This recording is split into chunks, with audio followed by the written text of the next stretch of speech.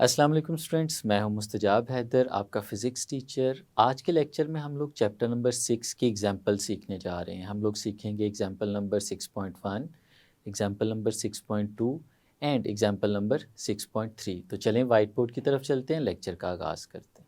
Students, हम लोग chapter number 6 fluid dynamics की एग्जाम्पल्स स्टार्ट करने जा रहे हैं आज। इस चैप्टर में टोटल 3 एग्जाम्पल्स हैं और आज के लेक्चर में हम इन एग्जाम्पल्स को सॉल्व करेंगे और इनका सोल्यूशन प्रॉपरली डिस्कस करेंगे। तो पहली एग्जाम्पल देखते हैं जो कि आपके सामने स्टेटमेंट यहाँ पे लिखी हुई है। A tiny water droplet of radius 0.01 centimetre descends through air from a high building. Calculate its terminal velocity given that viscosity for air is 19 into 10 raised to power minus 6 kilogram per meter per second, and density of water is also given, that is 1000 kilogram per cubic meter. तो हमें बता रहा है कि एक पानी का छोटा सा ड्रॉपलेट है जिसका रेडियस 0.01 सेंटीमीटर है, दैट इज डिसेंडिंग, नीचे की तरफ गिर रहा है हवा में से एक हाई बिल्डिंग से। कैलकुलेट इट्स टर्मिनल वेलोसिटी, जब वो नीचे की तरफ गिर रहा होगा तो हमें उसकी टर्मिनल वेलोसिटी कैलकुलेट करनी है।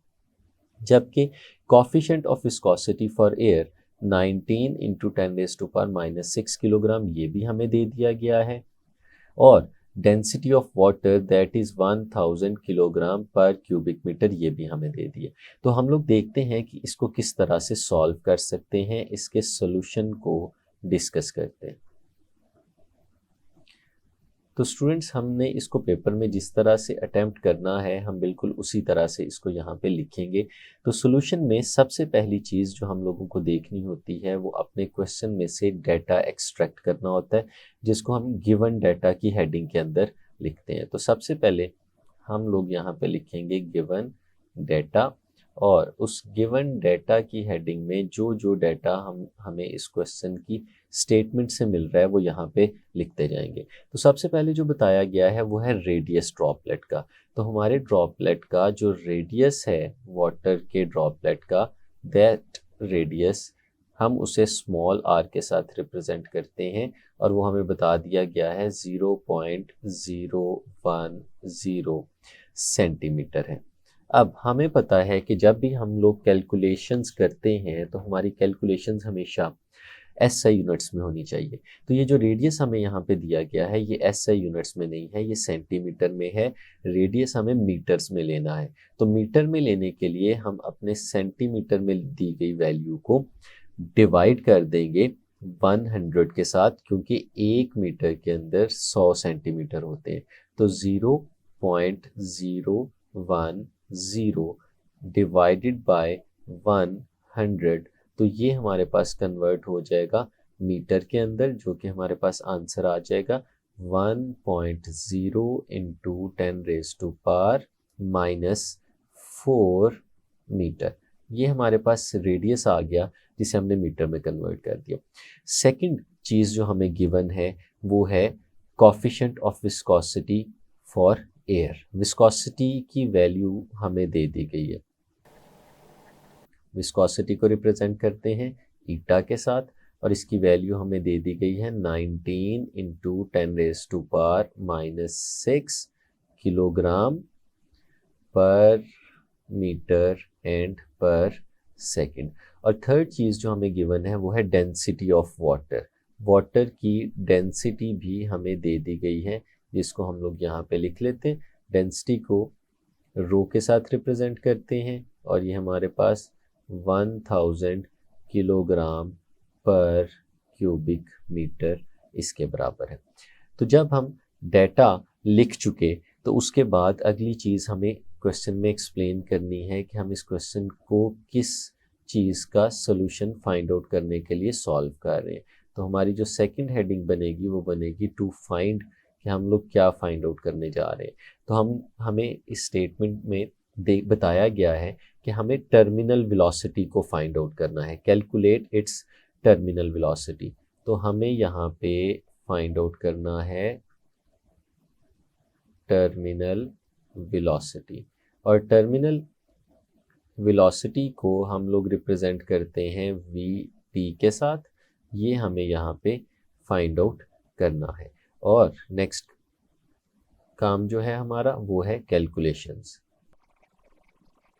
कैलकुलेशंस के अंदर हमें चूंकि यहाँ पे टर्मिनल वेलोसिटी फाइंड आउट करनी है, तो हमें पता होना चाहिए कि टर्मिनल वेलोसिटी का फॉर्मूला क्या है, किस फॉर्मूले से हम लोग टर्मिनल वेलोसिटी निकाल सकते हैं। तो हमने इस चैप्टर के बिल्कुल स्टार्ट में टर्मिनल वेलोसिटी का फॉर्मूला पढ़ा था।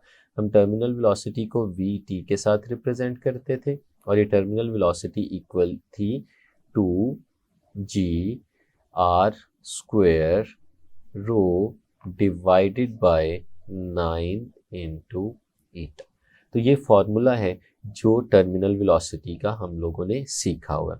तो इस फॉर्मूले के अंदर वैल्यूज सब्स्टिट्यूट करेंगे तो हमें आंसर मिल जाएगा। तो हम यहाँ पे वैल्यूज सब्स्टिट्यूट करते हैं। इसको हम लोग नाम दे देते हैं यहाँ पे इक्वेशन नंबर 1 का, और हम सब्स्टिट्यूट करते हैं या पुट करते हैं, put values in equation number 1। तो हमारे पास जो फॉर्म बनेगी इक्वेशन नंबर 1 की वो कुछ इस तरह की होगी। सबसे पहले 2 कांस्टेंट है, इसी तरह से लिखा रहेगा। g ग्रेविटेशनल एक्सेलरेशन होता है, जिसके लिए हम 9.8 वैल्यू लगाते हैं। 9.8 मीटर पर सेकंड स्क्वायर इसकी वैल्यू होती है। उसके आगे रेडियस का स्क्वायर है, और रेडियस हमें गिवन है दैट इज 1.0 इंटू 10⁻⁻⁴, और इसका हम स्क्वायर ले लेंगे। और उसके साथ आगे हमारे पास डेंसिटी है, और डेंसिटी भी हमारे पास गिवन है, हम वो यहाँ पे सब्स्टिट्यूट कर देते हैं। तो 1000 हमारे पास डेंसिटी आ जाएगी, डिवाइडेड बाय इस पूरे फैक्टर को हमें डिवाइड करना है 9, और उसके बाद कॉफिशिएंट ऑफ विस्कोसिटी के साथ, जिसकी वैल्यू है 19 इंटू 10⁻⁻⁶। और ये हमारे पास कुछ इस तरह का एक्सप्रेशन बन जाएगा। जब हम इस एक्सप्रेशन के न्यूमरेटर को सॉल्व करेंगे, कैलकुलेटर में ये वैल्यूज़ बिल्कुल इसी तरह से सब्स्टिट्यूट करें। 2 multiplied by 9.8 multiplied by 1.0 into 10⁻⁻⁴ square multiplied by 1000, तो हमारे पास आंसर आता है 19.6 इंटू 10⁻⁻⁵। और इसका जो डिनोमिनेटर यहाँ पे हमारे पास लिखा हुआ है 9 इंटू 19 इंटू 10⁻⁻⁶, अगर इन दोनों को मल्टीप्लाई करते हैं तो हमारे पास आंसर आता है 171 इंटू 10⁻⁻⁶।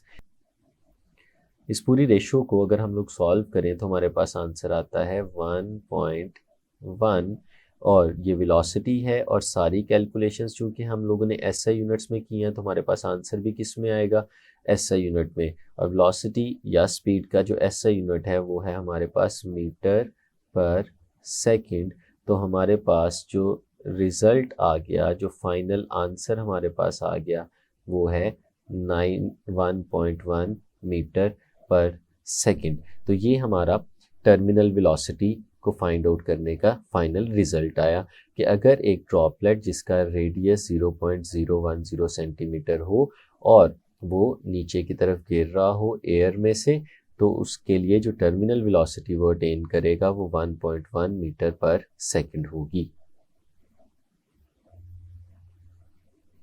तो स्टूडेंट्स चलते हैं अपनी सेकंड एग्जाम्पल की तरफ। स्टेटमेंट आपके सामने लिखी हुई है, a water hose with an internal diameter of 20 millimetre. एक वाटर होज है जिसका इंटरनल डायामीटर जो है वो 20 मिलीमीटर है। At the outlet discharges 30 kilograms of water in 60 seconds, जिसमें से 60 सेकेंड्स में से 30 किलोग्राम ऑफ वाटर बाहर निकल रहा है। Calculate the water speed at the outlet, हमें जो कैलकुलेट करना है वो भी बता दिया उसने, वाटर की स्पीड है। Assume the density of water is 1000 kilogram per cubic metre, उसने डेंसिटी भी हमें बता दी है। तो स्टूडेंट्स इसके सॉल्यूशन की तरफ चलते हैं और इसको सीखते हैं कि हम ये कैसे फाइंड आउट कर सकते हैं। तो एक्सप्लेन मैं इसको थोड़ा सा फर्दर करता हूँ। लेट्स सपोज हमारे पास ये एक वाटर होज है। इसमें से पानी मूव करते हुए बाहर की तरफ आएगा और इसका ये जो एंड आपको नज़र आ रहा है, इस ओपनिंग में से वाटर बाहर निकलेगा। जिस स्पीड से वाटर बाहर निकल रहा है, अगर हम उसे v का नाम दे दें तो हमें ये स्पीड फाइंड आउट करनी है अगर 30 किलोग्राम ऑफ वाटर 60 सेकंड में बाहर निकल रहा होगा। तो ये हम किस तरह से सॉल्व कर सकते हैं, पहले तो हम डाटा एक्सट्रैक्ट करते हैं और फिर मैं आपको इसका सोल्यूशन प्रॉपर बताता हूँ। तो गिवन डाटा इस क्वेश्चन के अंदर जो हमें नज़र आ रहा है वो मैंने आपके सामने हाईलाइट किया है। उस डाटा को हम सेग्रीगेट करके यहाँ पे लिखते हैं और फिर उसे सॉल्व करने की तरफ जाएंगे। तो सबसे पहले उसने डायामीटर आपको बता दिया, जो हमारा होज है उसका डायामीटर हमें बता दिया गया है। डायामीटर को हम लोग स्मॉल d के साथ रिप्रेजेंट करते हैं और डायामीटर हमारे पास जो गिवन है वो है 20 मिलीमीटर। और ऐसा ही कैलकुलेशंस ऐसे यूनिट्स में हम लोगों ने कैलकुलेशंस करनी होती है, इसलिए इस 20 मिलीमीटर को हम लोग कन्वर्ट कर लेते हैं मीटर्स के अंदर और वो कन्वर्ट किया जाता है बाय डिवाइडिंग इट विद 1000, क्योंकि 1 मीटर के अंदर 1000 मिलीमीटर होता है। इस वजह से हम इसको 1000 से डिवाइड करेंगे तो ये आंसर हमारे पास मीटर्स में आएगा, जो कि बन जाएगा 0.02 मीटर। ये हमारे पास आ गया डायामीटर। अब हमारे क्वेश्चन में और हमारे जो फॉर्मूलाज हैं उनके अंदर ज़्यादातर कैलकुलेशंस रेडियस में की जाती हैं। तो हमें अगर डायामीटर गिवन हो तो हम उसको बिल्कुल स्टार्ट में ही रेडियस की फॉर्म में भी कैलकुलेट कर लेते होते हैं। और हमें पता है कि जो रेडियस होता है वो हमारे डायामीटर का हाफ होता है। तो इस केस में अगर हम रेडियस भी अभी कैलकुलेट करके रख लें तो 0.02 मीटर, इसे हम लोग डिवाइड करेंगे 2 पे तो हमारे पास आंसर आ जाएगा 0.01 मीटर और ये हमारा रेडियस है। स्टूडेंट, इसके बाद हम देखते हैं कि हमें जो मैस ऑफ वाटर है वो भी गिवन है, उसको भी हम डाटा के अंदर लिख लेते हैं कि mass of water that is emerging from the pipe is 30 kilograms. तो मैस जो है वो भी हमने यहाँ पे लिख दिया और जिस टाइम में हमारा वो मैस बाहर निकल रहा है उस टाइम को हम लोग स्मॉल t के साथ रिप्रेजेंट करते हैं और वो टाइम हमारे पास है 60 सेकेंड। अब क्या चीज़ और गिवन है, assume the density of water is 1000। Density भी हमें दे दी गई है, वाटर की जो बाहर इमर्ज हो रहा है उसकी डेंसिटी।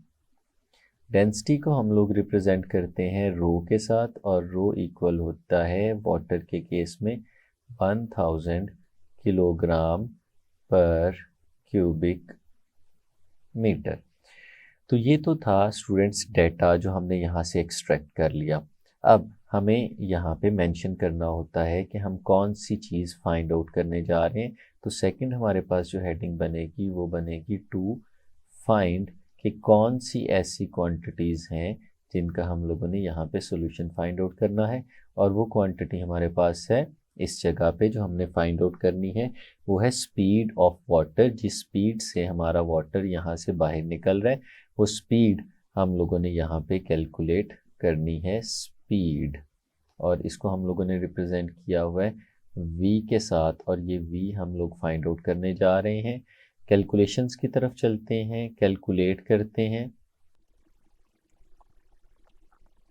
इस एग्जाम्पल के अंदर जो चीज़ हम लोगों ने फाइंड आउट करनी है वो स्पीड है और हम लोग देख रहे हैं कि स्पीड का जो रिलेशन है यहाँ पे वो वाटर के मैस के फ्लो के साथ कैलकुलेट किया जा रहा है। तो हम लोग इक्वेशन ऑफ कंटिन्यूटी को याद करते हैं। हम लोगों ने सीखा था कि इक्वेशन ऑफ कंटिन्यूटी क्या होती है।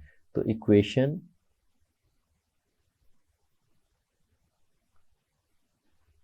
ऑफ कंटिन्यूटी, हमें पता है कि according to equation of continuity A V product of area and speed ये कांस्टेंट के इक्वल होता है और वो जो कांस्टेंट है हमारा वो वॉल्यूम पर यूनिट टाइम के इक्वल होता है।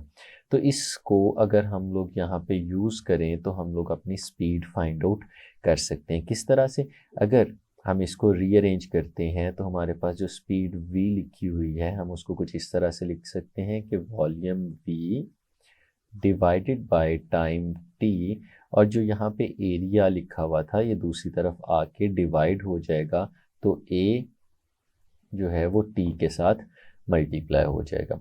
अब हम अगर इसको सॉल्व करें हमारे डाटा के अकॉर्डिंगली तो यहाँ पे वॉल्यूम लिखा हुआ है, और हम लोग जानते हैं कि वॉल्यूम जो है वो रेशियो होती है मैस ओवर डेंसिटी की।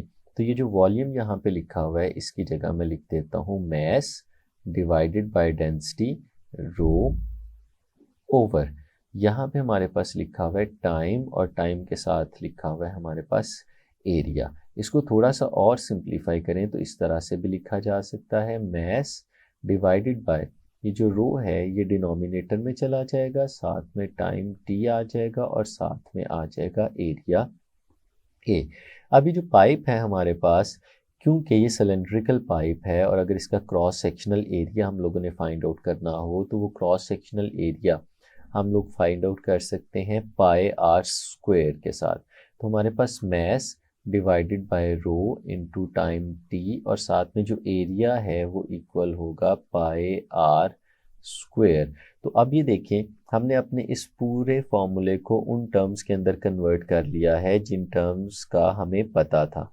हम जानते हैं मैस कितना है, हमें पता है रो की वैल्यू, टाइम भी पता है, पाई वैसे ही कांस्टेंट होता है, और जो रेडियस है हमारे इस पाइप का वो भी गिवन है। तो हम इन सारी वैल्यूज़ को अपनी इस इक्वेशन में सब्स्टिट्यूट कर सकते हैं। Put values in the equation, आप इक्वेशन के अंदर सारी वैल्यूज़ को यहाँ पे सब्स्टिट्यूट कर दें तो आपके पास जो स्पीड आएगी यहाँ पे वो कुछ इस तरह से आ जाएगी। मैस इज़ 30 किलोग्राम्स, सबसे ऊपर हम मैस की वैल्यू लगाएंगे जो कि 30 होगी, उसके नीचे हमारे पास डेंसिटी लिखी हुई है, डेंसिटी इज़ गिवन बाय 1000, और उसके बाद टाइम है, टाइम हमारे पास भी गिवन है जो कि है 60 सेकेंड्स, और उसके बाद पाई है, हमें पता है कि इसकी वैल्यू 3.14 होती है, लेकिन कैलकुलेटर में हम डायरेक्ट पाई इसी तरह से लिख के हम उसे सॉल्व कर सकते हैं। जो मॉडर्न साइंटिफिक कैलकुलेटर्स हैं जो स्टूडेंट्स आजकल यूज़ करते हैं, तो आप उसके अंदर इसकी वैल्यू इसको डायरेक्ट लिख सकते हैं। और जो रेडियस हमारे पास है वो हम लोगों ने कैलकुलेट किया हुआ है 0.01, और यहाँ पे हम लोग इसका स्क्वायर भी साथ में ले लेंगे तो हमारे पास ये कुछ इस तरह का एक्सप्रेशन बनेगा। तो अगर हम इसके न्यूमरेटर और डिनोमिनेटर इस पूरे को एक साथ सॉल्व करते हैं तो हमारे पास स्पीड आ जाती है, जो स्पीड मैं यहाँ पे आपको लिख के दिखा रहा हूँ v, और इसकी वैल्यू सॉल्व करने पे हमें मिलती है 1.6 मीटर पर सेकेंड। तो ये हमारे पास यहाँ पे आ गई स्पीड, और हम लोग क्या कह सकते हैं, हम लोग कह सकते हैं कि इस केस में अगर हम लोगों ने स्पीड उस वाटर की देखनी है जो इस होज में से बाहर निकल रहा था तो वो 1.6 मीटर पर सेकेंड की स्पीड से बाहर निकलेगा। तो स्टूडेंट्स चलते हैं अपने थर्ड एग्जाम्पल की तरफ। बड़ी इंटरेस्टिंग एग्जाम्पल है, इसकी स्टेटमेंट देखें। Water flows down through a closed vertical funnel. एक क्लोज्ड वर्टिकल फनल है जिसमें वाटर फ्लो कर रहा है। हमें पता है कि वर्टिकल फनल कुछ इस तरह की होती है कि जिसका क्रॉस सेक्शनल एरिया ऊपर से नीचे की तरफ आते आते डिक्रीज कर रहा होता है। तो ये हमारी कुछ इस तरह की फ़नल है। अगर ये फ़नल होगी तो जाहिर सी बात है कि अपर पार्ट पे जो इसमें फ़्लो करने वाला वाटर है उसकी स्पीड कुछ और होगी, और बॉटम पार्ट पे फ़्लो करने वाले वाटर की स्पीड कुछ और होगी। तो उसने यही बताया कि the flow speed at the top is 12 centimetre पर सेकेंड। जो ऊपर से वाटर नीचे की तरफ आ रहा है अपर पार्ट में, जो उसकी स्पीड है हम उसे नाम दे देते हैं v1 का, और फिर जो बॉटम पार्ट वाला है उस पे जो स्पीड है उसे हम लोग नाम दे देते हैं v2 का। तो हमें पता है according to equation of continuity कि जैसे जैसे क्रॉस सेक्शनल एरिया कम होता जाता है वैसे वैसे स्पीड बढ़ती जाती है। तो अगर हम इसको भी देखें तो इसका मतलब है ऊपर क्योंकि क्रॉस सेक्शनल एरिया ज़्यादा है तो यहाँ पे स्पीड कम होगी और नीचे आते आते स्पीड ज़्यादा हो जाएगी।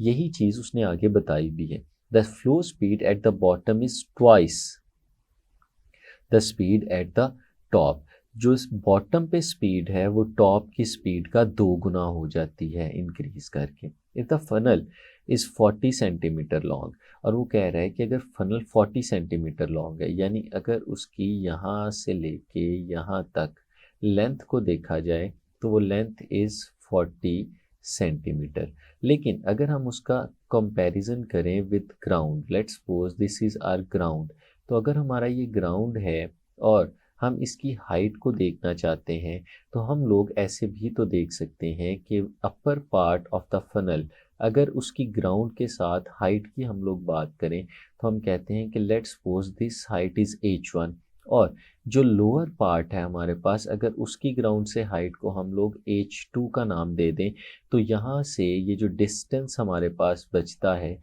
यानी जो फनल की लेंथ हमारे पास बच रही है वो 40 सेंटीमीटर की हो जाती है। तो इसी चीज़ को हम लोग आगे यूज़ करेंगे।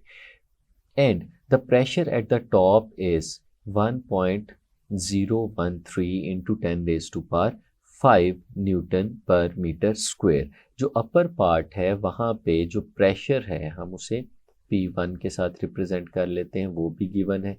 What is the pressure at the bottom part, जो ये बॉटम पार्ट हमारे पास होगा, इस बॉटम पार्ट पे कितना प्रेशर होगा ये हमें कैलकुलेट करना है। तो किस तरह से सॉल्व करेंगे, सबसे पहले हम इसका सॉल्यूशन यहाँ पे फाइंड आउट करते हैं और लिखने का तरीका बिल्कुल उसी तरह से। सबसे पहले जो डाटा गिवन है हम उस गिवन डाटा को यहाँ पे सेग्रीगेट करके लिखेंगे, अपने न्यूमेरिकल में से निकालेंगे। तो गिवन डाटा में जो चीज़ें हमारे पास यहाँ पे मौजूद हैं हम उनको लिखते हैं। Speed at the top, speed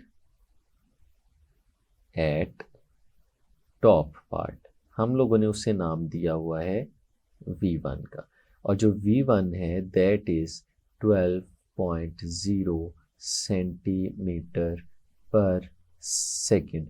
और अगर हमें इसे मीटर पर सेकंड में कन्वर्ट करना हो तो हमें पता है कि 1 मीटर के अंदर 100 सेंटीमीटर्स होते हैं, तो हमें इसे डिवाइड करना पड़ेगा 100 के साथ। तो हमारे पास जो स्पीड है वो मीटर पर सेकंड में आ जाएगी, और इस केस में वो हमारे पास बन रही है 0.12 मीटर पर सेकंड। और उसके बाद जो दूसरा हिस्सा हमें बताया गया, the speed at the bottom is twice the speed at the top. जो स्पीड एट बॉटम है अगर हम उसकी बात करें, स्पीड एट बॉटम, अगर हम उस स्पीड को v2 का नाम दे दें तो हमें बताया गया है कि ये डबल है हमारी अपर पार्ट की स्पीड पे, यानी v2 should be equal to 2 times of v1। तो अगर हम लोग यहाँ पे देखें तो हमारे पास जो v1 है वो 0.12 है। तो अगर 2 को 0.12 के साथ हम मल्टीप्लाई करते हैं तो 0.24 मीटर पर सेकंड ये हमारे पास स्पीड आ जाती है बॉटम के ऊपर। और जो चीज़ हमारे पास गिवन है वो है डिफरेंस इन हाइट्स। जैसे कि हमें यहाँ पे नज़र आ रहा है h1 में से h2 को माइनस करते हैं तो हमारे पास 40 सेंटीमीटर आ जाता है। तो ये भी हम लोग यहाँ पे लिख लेते हैं h1 माइनस h2, और ये हमारे पास है 40 सेंटीमीटर। इसे भी अगर मीटर में कन्वर्ट करना हो तो हम लोग इसे डिवाइड करेंगे यहाँ पे 100 के साथ, तो ये मीटर में कन्वर्ट हो जाएगा। इस केस में हमारे पास वैल्यू आती है 0.40 मीटर। और इसी तरह से जो हमें प्रेशर एट अपर पार्ट है वो भी गिवन है। प्रेशर जिसे हम लोगों ने P1 का नाम दिया हुआ है, तो P1 हमारे पास गिवन है 1.013 इंटू 10⁵ न्यूटन पर मीटर स्क्वायर। ये हमारे पास प्रेशर आ जाएगा। और साथ साथ में डेंसिटी ऑफ वाटर भी गिवन है, तो डेंसिटी भी हम लोग अपने डेटा में लिख लेते हैं। डेंसिटी को रिप्रेजेंट किया जाता है रो के साथ, और वो है 1000 किलोग्राम पर क्यूबिक मीटर। ये हमें वैसे भी याद रखनी है, डेंसिटी की वैल्यू वाटर की बहुत सारे न्यूमेरिकल में इसका इस्तेमाल है और हमें इसको मेमोराइज करना है। अब फाइंड आउट क्या करना चाह रहे हैं हम लोग यहाँ पे, तो हमें बताया गया है कि आपने फाइंड आउट करना है pressure at the bottom part, जिसे हम लोगों ने P2 का नाम दिया हुआ है। तो हम लोग यहाँ पे P2 यानी प्रेशर एट बॉटम वो फाइंड आउट करेंगे। तो इसकी कैलकुलेशंस की तरफ चलते हैं। कैलकुलेशंस को अगर हम लोग देखें तो ये एक सिंपल केस है जिसमें जो कि हमारे पास बर्नौलीज इक्वेशन का है। हमें पता है कि बर्नौलीज इक्वेशन जो होती है वो सम होती है pressure, kinetic energy per unit volume और potential energy per unit volume का। तो हम अगर इसको लिखें तो कुछ इस तरह से लिख सकते हैं कि P1 plus half rho V1 square plus rho GH1 is equal to P2 plus half rho V2 square plus rho GH2। तो इन दोनों सम जो है वो हमेशा इक्वल आता है। अब इस केस में हमारे पास इस बहुत सारी वैल्यूज़ इसकी गिवन है जिनको हम लोग यहाँ पे सब्स्टिट्यूट करेंगे और हमारे पास आंसर आ जाएगा। अगर देखें तो हमें P2 फाइंड आउट करना है, तो इसका मतलब है P2 के अलावा जितनी सारी टर्म्स हैं हम इन्हें उठा के इक्वेशन के दूसरी तरफ लेके जा सकते हैं। तो हम अगर इसको थोड़ा सा रीअरेंज करते हैं तो हमारे पास P2 कुछ इस फॉर्म में आ जाता है। अगर आप देखें तो ये P1 पहले से यहाँ पे मौजूद है, इस P1 को यहाँ पे लिखा रहने देते हैं, plus half rho V1 square, ये भी यहाँ पे मौजूद है। हम यहाँ वाला हाफ रो V2 स्क्वायर उठा के इस तरफ लेके आते हैं, वो यहाँ पे आके माइनस हो जाएगा, minus half rho V2 square. और फिर इसी तरह यहाँ पे पड़ा हुआ है रो GH1, और अगर हम इसे उठा के दूसरी तरफ ले जाएं तो माइनस का रो GH2 हमारे पास ये बन जाता है। अब अगर इन टर्म्स को हम लोग देखें तो हमारे पास कुछ चीज़ें यहाँ पे कॉमन आ रही हैं, हम उन्हें कॉमन ले सकते हैं। किस तरह से? जो P2 लिखा हुआ है उसको मैं यहाँ पे लिखा रहने देता हूँ, ये हमारे पास लिखा हुआ है P1, उसको इसी तरह से लिखा रहने देते हैं, प्लस अगली जो दो टर्म्स हमारे पास यहाँ पे लिखी हुई हैं, ये वाली दो टर्म्स, अगर हम देखें तो हम इन दोनों टर्म्स में से हाफ रो कॉमन ले सकते हैं।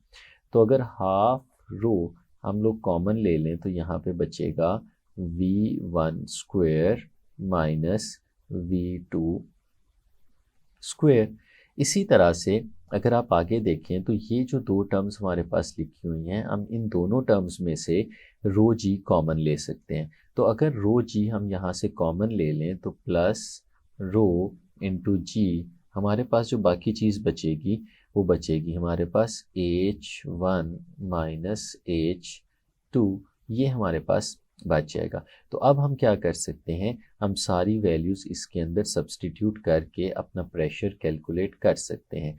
जो P1 है इसकी वैल्यू हमारे पास गिवन है, जो कि आपके सामने यहाँ पे सब्स्टिट्यूट करते हैं 1.013 इंटू 10⁵, ये हमने P1 की जगह इसकी वैल्यू सब्स्टिट्यूट कर दी। उसके बाद प्लस 1/2, जो रो है हमारे पास ये डेंसिटी है वाटर की, इसको भी हम यहाँ पे सब्स्टिट्यूट कर देते हैं जो कि है 1000, और उसके बाद V1 square minus V2 square लिखा हुआ है। तो हमें इन दोनों की वैल्यूज़ का आइडिया है, हमें पता है ये दोनों वैल्यूज़ क्या हैं, तो वो दोनों वैल्यूज़ इधर सब्स्टिट्यूट कर देते हैं। सबसे पहले V1 जो है हमारे पास वो 0.12 है, हम इसका स्क्वायर ले लेंगे और फिर माइनस करेंगे और V2 का स्क्वायर ले लेंगे। V2 है हमारे पास 0.24 और हम इसका भी स्क्वायर ले लेंगे साथ में, और फिर प्लस है, और प्लस के बाद आगे एक दफ़ा फिर हमारे पास रो की वैल्यू लिखी है जो कि है 1000, और इसके साथ लिखा हुआ है G जो कि है 9.8, और सबसे आखिर में H1 माइनस H2, और हम इसकी वैल्यू सब्स्टिट्यूट करते हैं H1 माइनस H2 की जो कि है 0.40 इस केस में, और हमारे पास कुछ इस तरह की का रिलेशन बन जाता है। तो हम इस पूरे रिलेशन को सॉल्व कर सकते हैं कैलकुलेटर के साथ, बिल्कुल सिंपली इन सारी वैल्यूज़ को एज इट इज़ कैलकुलेटर में हम सब्सटीट्यूट करें तो हमें आंसर मिल जाता है, और वो आंसर हमारे पास आएगा 1.05 इंटू 10⁵ न्यूटन पर मीटर स्क्वायर। तो ये स्टूडेंट्स हमारा प्रेशर कैलकुलेट हो गया, जो प्रेशर एक्सर्ट कर रहा होगा हमारा लिक्विड जब वो इस फनल के बॉटम पार्ट के ऊपर पहुंचा होगा, जो हमें यहाँ पे नज़र आ रहा था। तो ये थी हमारी एग्जाम्पल नंबर 3। तो ये था स्टूडेंट्स हमारा आज का लेक्चर, जिसमें हम लोगों ने चैप्टर नंबर 6 की न्यूमेरिकल एग्जाम्पल्स को सीखा। इजाज़त दीजिए, अल्लाह हाफिज़।